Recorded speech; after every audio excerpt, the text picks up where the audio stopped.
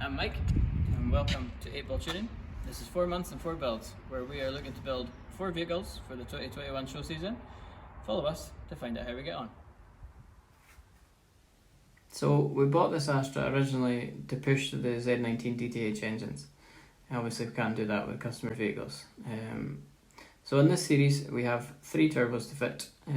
This first one is a GT1756 from Turbodynamics, followed by an 1860 from Own Developments, and finally we've got a big turbo conversion, which we will announce and give more details on later on in the series. So stay tuned and see how we get on.